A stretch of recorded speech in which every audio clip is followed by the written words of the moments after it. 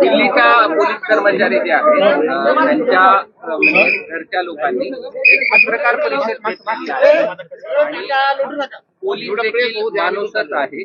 एक पोलिसाच्या पाठीमागे त्याचे चार लोक असतात. अनेक पोलिसांचे डोके फुटलेले आहेत आणि त्यामुळे हे गुन्हे मागे घेऊ नका असं त्यांनी सरकारला म्हटलं. पोलिसांवर जी दगडफेक करण्यात आली आहे ती भाजपच्याच गुंडांनी करण्यात आलेली आहे.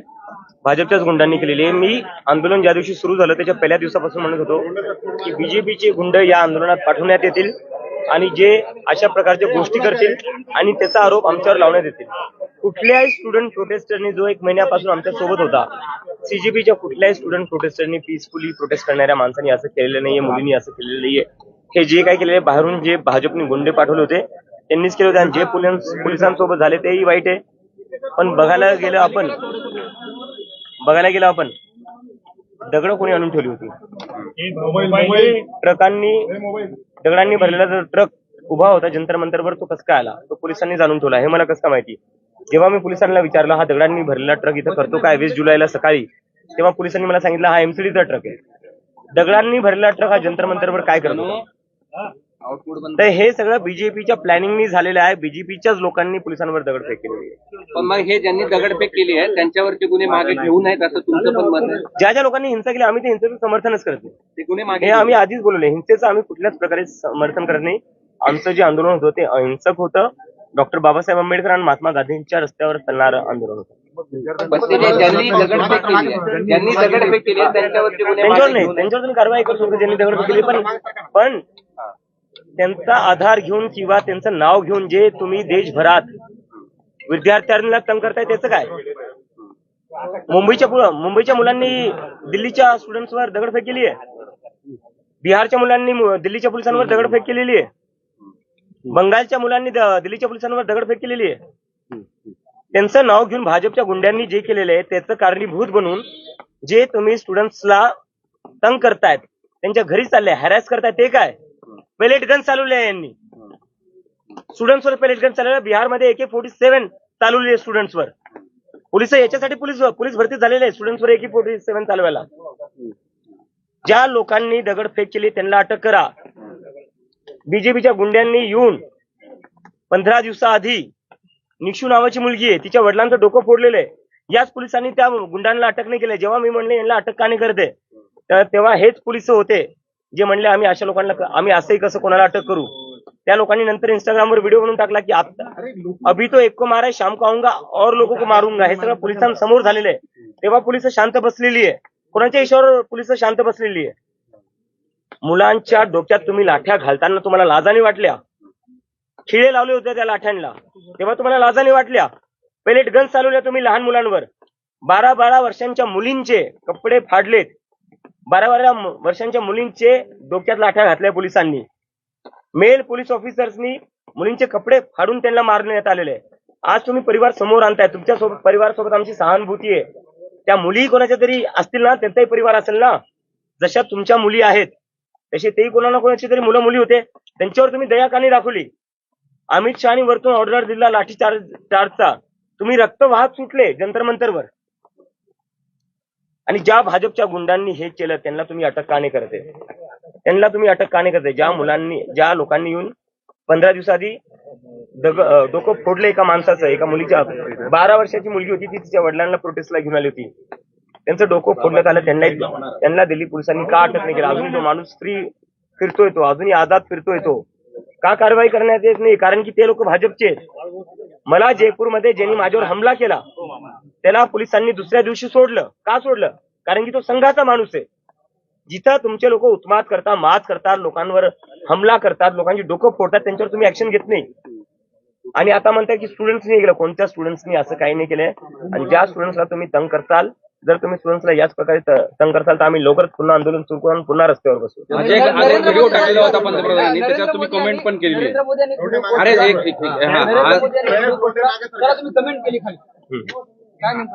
ती कमेंट तेच होती की नरेंद्र मोदी यांचा चेहरा देशाच्या फ्युचरपेक्षा ब्राईट दिसतोय. त्यात चुकीचं काय. फ्युचरचा देशाचा अंधकारातच दिसते. मुलांवर पेलेट गन्स वापरल्या जात आहेत, लाठ्या चालवल्या जात आहेत, डोकं फोडण्यात येत आहे मुलींचं. जो संदीप लांबा आहे त्यांनी एका मुलीला चापट मारलेली. हिंमत कसं काय झाली त्यांची मुलीला चापट मारायची? प्रायव्हेट पार्ट्सवर लाठ्या मारल्यात पोलिसांनी आणि आज परिवारांना पुढे करतायत. मला नाही वाटत ज्या पोलिसांनी जे प्रेस कॉन्फरन्स मध्ये बसले त्या पोलिसांनी हे केले, पण जे संदीप लांबा सारखे ऑफिसर्स आहेत त्यांनी तर मारलेले ना, कॅमेरावर कॅप्चर झालेले. त्यांच्यावर कारवाई केली पाहिजे ना. आम्ही त्यांना कोर्टात आम्ही त्यांना नेल्याशिवाय सोडणार नाही. ज्या ज्या पोलिसांनी मुलींवर अत्याचार केलाय, त्यांच्या प्रायव्हेट पार्ट्सवर लाठ्या मारल्यात, त्या पोलिसांना आम्ही सोडणार नाही. कमेंट मधून काय सांगायचं? कमेंट मधनं काय, मी जे आहे ते बोललोच. देशाच्या भविष्यापेक्षा नरेंद्र मोदी यांची त्वचा ब्राईट आहे. जंतर मंतरवर आता बिल्डिंग वगैरे परत सुरू झालाय मोठे आणि बॅरिकेड आता उंच बॅरिकेड. मला वाटतंय जंतर मंतरला सिक्युअर करण्यापेक्षा प्रोटेक्ट करण्यापेक्षा पेपर फुटी थांबवा. जे नवीन बिल आलं त्या बिलामध्ये यांनी काय बोललंय की पेपर फुटी झाल्यावर काय काय करण्यात येईल. गृहीत धरून चालताय की पेपर फुटणार आहे. पेपर फुटी थांबवण्यासाठी काय करणार आहे ते सांगा जनतेला. The family members of several police officials are coming to court and expressing that they are also lynched and they have also faced a similar kind of violence. What do you think about it? This was done by the BJP goons. I have been saying since day one, since we started the protest, that the BJP will send its goons to create disruptions. The BJP will send its goons to harass police officers, which will be used to defame the movement, and that they have done exactly like that. They have done exactly that. I feel sorry for the police people that they were targeted by the same people who were taking instructions from. This was all done by the BJP people, and we have sympathies with the police officers who were targeted in such manner, but at the same time the students who were brutally beaten up by the police officers. What about their families? काल तुम्ही उद्धव ठाकरे यांच्याशी बोललात. There are several habitual offenders. The So they- complaints cannot be withdrawn against them. Habitual offenders must be dealt with now, but what about the students? They are using those habitual offenders who were sponsored by the BJP to target the students. Try to understand the real politics behind this. People in Bihar did not do anything in Delhi. People in Mumbai did not do anything in Delhi. So why they are being targeted by the police? And why in every BJP ruled state the police is after the student? काल उद्धव ठाकरे यांच्याशी मी फोनवरती There is bias. There is a clear conspiracy to target the students, and this is being done to threaten the students that don't you dare again to question the government. Don't you dare again to come out protest.